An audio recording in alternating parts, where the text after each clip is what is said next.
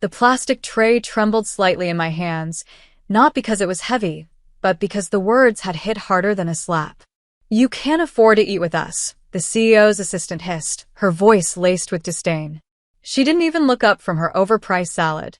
"Go back to wherever you came from." Every fork paused midair. The cafeteria fell into the kind of silence that made your skin itch. Some looked away.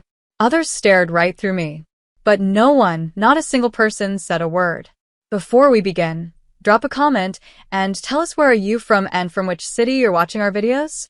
And after watching the whole video, don't forget to tell us what would you do in this situation? Be honest, tell me in the comments below. We read every comment. Let's begin. My heart thudded, but I didn't blink. I kept my expression blank, as if I hadn't just been publicly humiliated by someone who wore confidence like armor and heels like weapons. Her name tag read Rebecca Owens, executive assistant to the CEO in bold serif font, like it meant royalty. I glanced down at my tray. A simple turkey sandwich, black coffee, and a banana. $6.49 total. I could buy this building with the change in my husband's gym bag. But they didn't know that. And I wasn't here to make friends.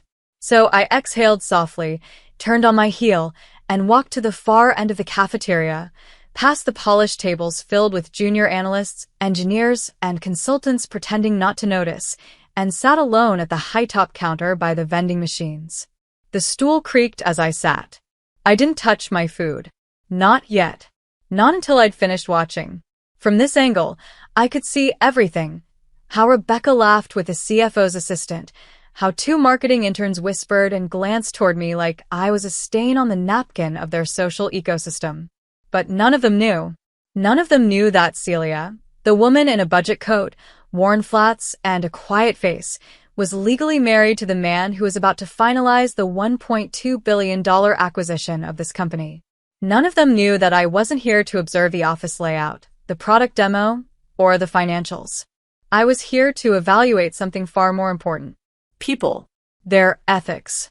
Their behavior. Their capacity for kindness when they thought no one was watching. So far, they were failing. I took out the pen from my coat pocket and scribbled 3 words into the small black notebook I'd tucked in my tote. Rebecca. Cafeteria. Cruel. The door to the cafeteria opened again. A man in a navy jacket entered, glanced around, and moved toward my corner. He was older, maybe late 50s, wiry frame, thinning gray hair. His eyes caught mine, then darted toward the empty seat next to me. "Mind if I?" he asked, gesturing. I shook my head. "Be my guest." He sat with a soft grunt and opened a Tupperware container that smelled faintly of tomato soup. He offered a shy smile. "I'm Paul." "Maintenance," he said. "Celia," I replied, returning the smile. "You're new." "Just here for a few days," I said carefully. "Consulting." He nodded. "Well, if you're consulting on cafeteria seating, you picked the wrong spot. That's the unofficial invisible people zone." I smiled. Maybe that's exactly why I chose it. Paul chuckled and dipped his sandwich into his soup. "You're all right." I made another note in my journal under a different section. Paul, maintenance. Warm. Decent soul. Just then, laughter erupted again from the VIP table. Rebecca had leaned in close to her friend, loud enough for all to hear. "Next she'll be asking to share a desk with the interns. Honestly, where do they even find these people?" Paul gave a long sigh. "She's been like that since she got here last year. Makes everyone feel 2 inches tall." I turned slightly, watching her parade her arrogance like it was part of the company culture. Her laughter, sharp, rehearsed, hollow, cut through the air like glass breaking inside a church. No church. Just glass breaking. Inside people. "Sometimes," Paul said quietly, "I think the worst thing about this place isn't the stress or the deadlines. It's watching good people stay quiet when someone's being humiliated." I looked at him. He wasn't wrong. But they'd learn. By end of the day, they'd learn exactly who I was. And why I was there. By 3:15 p.m., the air in the office felt thinner. It wasn't the temperature. It was the tension, the quiet, simmering energy that bloomed in corporate spaces just after lunch, when caffeine wore off and gossip settled in. People were twitchy. Everyone was watching everyone else a little more closely. Especially me. I noticed the shift the moment I returned to the shared workspace on the 8th floor, the one labeled Development Strategy Satellite Pod, in sterile Helvetica on a laminated sheet. This morning, they barely noticed when I walked in. But now? Now they were whispering. A young woman in glasses nudged her friend, subtly nodding toward me. A guy in a Patagonia vest tilted his head, squinting like I was some kind of foreign object placed on the wrong shelf. I sat at the unused desk in the back corner, booted up the spare laptop they'd issued, and pretended to scroll. It was all part of the act. "Hey," someone said behind me. I turned. Rebecca. She stood there with a small plastic folder pressed against her chest like it was a clutch purse. Her nails were perfect. Red, glossy, shaped like almonds. Her smile, however, was serrated. "Just a friendly heads up," she said sweetly, leaning down slightly so no one else would hear. "The culture here's fast-paced. No offense, but you might want to keep your head down if you want to last the week." She winked. Like we were friends. Like her warning was helpful. I tilted my head and gave her a smile. "Thank you. I appreciate your concern." "Oh, no problem. Us girls gotta stick together, right?" she said with syrupy sarcasm, then walked off, her heels clacking like accusations across marble tile. My hands were tight fists under the desk. Stick together? She'd rather see me fired and fumbling outside with my tote bag in the rain than offer any real support. I took another note in my book. Smiles while cutting you down. Passive cruelty, institutionalized. My phone vibrated in my coat pocket. One text. "Lucas. How's it going in the lion's den, love?" I smiled for real then, the kind that softened my features. Lucas Caldwell. My husband. CEO of Caldwell Holdings. The man who quietly bought 47% of this company's shares last quarter and was preparing to sign the full acquisition by Friday. No one here knew. Not even the board. NDA locked. And I wasn't just here for fun. I was the final test. Lucas always said, a company's real culture isn't what's in the handbook. It's what they do when they think no one's watching. And today? They were failing. Another ping. "Lucas, I'll be there by 6. Ready to meet the wolves?" I typed back. "They're already baring their teeth." Just as I slipped the phone away, the guy in the vest walked by and dropped a stack of printouts in front of me. "Need you to organize those by vertical market penetration. For the pitch tomorrow." I blinked. "I'm not part of your team," I said gently. He scoffed. "Yeah, no kidding. Just do it anyway." Rebecca said your temp support." I looked at the pile, then at him. He didn't even make eye contact. Didn't ask. Just assumed. Another scribble in my notebook. Entitled, Gendered Assumption. Dismissive. Across the room, Paul, the maintenance worker from lunch, caught my eye.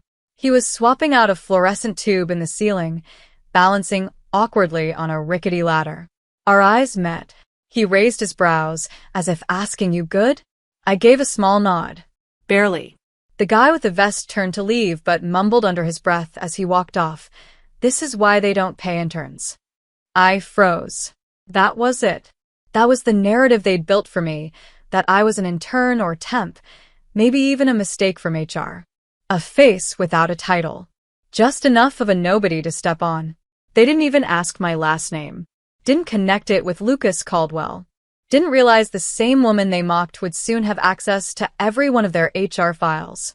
At 5:48 p.m., the emails started flying. The front desk buzzed with word of a VIP visitor. Executives scurried like ants sensing rain. And I sat perfectly still, because now the test was beginning. By 6:04, I heard his voice. "Good evening, folks." Lucas had that voice, calm, measured, and impossibly commanding. The entire floor froze. I stepped out of my chair and walked into the hallway just as he entered the glass conference room. Rebecca's mouth fell open. She stumbled to her feet, fumbling her clipboard. The guy in the vest straightened so fast his chair rolled back into the printer. Lucas looked right past them and locked eyes with me. Darling, he said, opening his arms. I walked to him. Calm. Steady. And when I stepped into his arms, you could feel the silence. Pin drop. Rebecca's lips parted like she was trying to form a sentence. Lucas kissed my cheek. Then turned to the room and smiled. Everyone, meet my wife.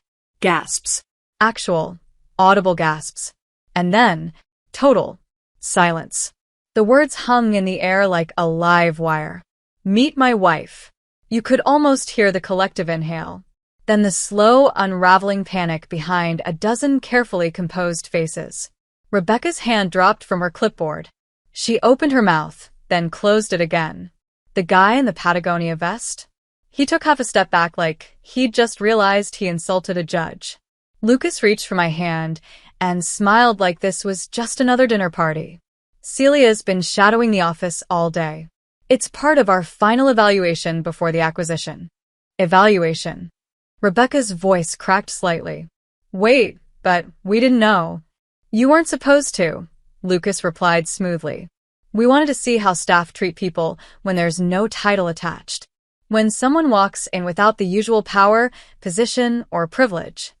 I could feel the energy shift again. A kind of silent panic, like air escaping from a sinking ship. The CFO's assistant stood abruptly. Sir, if we'd known. But you didn't, I said quietly, my voice even. That's the whole point. Paul had appeared at the hallway corner. He leaned on his mop, watching, eyes wide. When I met his gaze, he gave me the smallest, proudest nod. I returned it with a soft smile. Lucas gestured toward the seats. We'll be reviewing our findings tonight, but I wanted to meet the team personally before signing off. Rebecca's eyes were glassy. Her smile looked broken. Mr. Caldwell, I think there's been a misunderstanding. Lucas turned to her. Your name's Rebecca Owens, right? She stiffened. Yes, sir. You'll receive your severance details by end of the week. It was delivered so calmly, so cleanly. No shouting, no spectacle, just a verdict. Rebecca swayed where she stood. Wait, what? Lucas didn't flinch. We don't tolerate cruelty at Caldwell Holdings. Not in private, not in public, and certainly not toward people you think are beneath you. He looked around the room. Anyone else who participated in that culture will be under review. No one moved. No one even breathed. And that's when it hit them. This wasn't just a company acquisition. This was a cleansing. I stepped forward. And, to be clear, it's not just about what you did to me. It's what you didn't do when others were being mistreated. The silence. The looks. The whispered laughs. I turned to Paul, still standing quietly in the hall. But not everyone failed. Lucas followed my gaze, then raised his voice just enough for the room to hear. Paul, would you join us for a moment? Paul stepped forward slowly, still holding his mop. Lucas extended his hand. Thank you for showing the kind of humanity this company desperately needs more of. Starting Monday, we'd like to promote you to facilities coordinator. Full benefits. Bonus included. Paul blinked. Sir, I just fix lights. Lucas smiled. And today, you lit up the only decent part of this entire floor. A few gasps. A few lowered heads. The weight of truth was finally settling in. Some were scared. Some were ashamed. But most? They were speechless. And that was exactly the point. The meeting dissolved like sugar in boiling water. No one spoke. Some tried to slink away, but Lucas stopped them with a single look. If you're in a rush, he said calmly, you might not want to be here tomorrow. Silence. He turned to me. Would you like to finish what we started, love? I nodded and stepped forward, notebook in hand. My voice was calm, but I didn't hold back. This company has brilliant products. But the soul of it? It's been rotting. Not because of the work, but because of the people allowed to thrive while tearing others down. I looked around. No one met my eyes. You didn't know who I was. And that's okay. You weren't supposed to. But what matters is how quickly some of you decided I didn't matter. I opened my notebook and began to read calmly. Monday, 9:12 a.m., ignored by front desk, brushed off with, HR's not ready for you, come back later. 10:04 a.m., directed to wait in a storage room. 11:40 a.m., Rebecca Owens makes public comment about budget interns taking up space. 12:13 p.m., refused a seat in cafeteria. I paused, then turned the page. But also, 12:16 p.m., Paul, maintenance, offered me kindness without knowing who I was. 2:49 p.m., admin assistant Maria helped me find a quiet desk without asking for thanks. 4:02 p.m., IT support walked me through the system setup even when it wasn't their job. I closed the book. We'll be restructuring, Lucas added. Not just the leadership, the culture. There were murmurs, nervous shifting. Someone raised a hand, a young guy from HR, maybe mid-30s. So, is everyone being let go? Lucas smiled. No. Just those who've made it clear they don't value people. Titles can be trained. Character can't. Rebecca still stood there, white as printer paper. I turned to her, locking eyes one final time. You asked me earlier to go back to where I came from, so let me return the favor. Her mouth parted slightly. Go back to wherever you learned to mistake cruelty for confidence. And with that, I walked out of the room. The silence behind me was deafening, but I didn't look back. Later that night, Lucas and I sat in the back of our black SUV, the city lights of Manhattan painting gold streaks across the windows. My heels were off. My heart was still racing. Lucas slid his hand over mine. You were incredible. They'll never forget today. Good. I leaned my head against his shoulder. You know what hurts the most? He waited. I wasn't shocked they were rude. I was shocked how easy it was for them to decide I was nothing. Lucas kissed my hair. Let them remember what it felt like to underestimate the quietest person in the room. I nodded. Tomorrow, I said, let's start writing the new company manual. Page 1. Empathy isn't optional. Monday morning arrived like thunder behind glass. The office buzzed with rumors before the sun had even fully touched the skyline. People arrived earlier than usual, eyes darting, lips tight. No more smug laughter in the hallways. No more careless whispers in break rooms. Something had shifted. No one said it out loud, but they all knew. The woman they'd pushed aside had come back, and everything was different now. I arrived at 8:58 a.m. This time, no one ignored me. The receptionist stood up so fast she knocked over her water bottle. Good morning, Mrs. Caldwell. Would you like me to call upstairs? I smiled softly. That won't be necessary. As I walked through the lobby, every eye followed. Heads bowed slightly. Whispers paused mid-sentence. The elevators opened. Waiting inside were 3 senior managers who had each, in their own way, contributed to the toxic rot that had settled into the company over the years. All 3 stepped out of the elevator, faces pale, and let me in alone. It was silent all the way to the top. The executive floor, previously only accessible to top-level leadership, had been restructured over the weekend. Lucas and I spent 48 hours reviewing reports, emails, feedback surveys, even janitorial complaint logs. The results were damning. At 9:30 a.m., Lucas addressed the full company in the main conference hall and over Zoom for remote staff. The tone wasn't angry, but it was final. We're not interested in punishment, he said. We're interested in change. I stepped beside him. My name is Celia Caldwell, I said, no longer hiding behind a borrowed name or borrowed silence. I was here last week to see this place for what it really is. I paused. And I did. Some people shifted uncomfortably in their seats. A few looked down, but others, the ones who hadn't failed the test, looked straight at me. Maria. Paul. The intern who offered me her seat when the conference room filled up. The quiet engineer who complimented my note-taking. They were still here, because they deserved to be. I'm not interested in revenge, I continued. But I am interested in making sure this place never again tells someone they don't belong. Then I stepped aside. Lucas took the mic again. We're forming a new internal team called the Culture Core. It will report directly to Celia. Yes, she'll be your lead advisor. You'll treat her as you would any executive, because that's exactly who she is. And just like that, the room shifted again. Power doesn't need to shout. Sometimes it just needs to walk back in, quietly, calmly, and remind people what respect looks like. 3 weeks later, I was sitting in my new office. Corner window, warm wood furniture, a quiet potted plant I named Justice, when there was a knock on the door. It was Paul. He looked unsure, hat in hand, same overalls, but a new ID badge that read Facilities Director. Got a minute? He asked. For you? Always. He stepped in. I just wanted to say thanks for not forgetting the little guy. You were never the little guy, Paul. You were just the one no one saw. He chuckled, eyes soft. Not anymore. When he left, I stood by the window, watching the street below. The city moved like it always did. Fast, loud, ruthless. But here, inside this building, a woman who was once told she didn't belong had become the one who decided who did.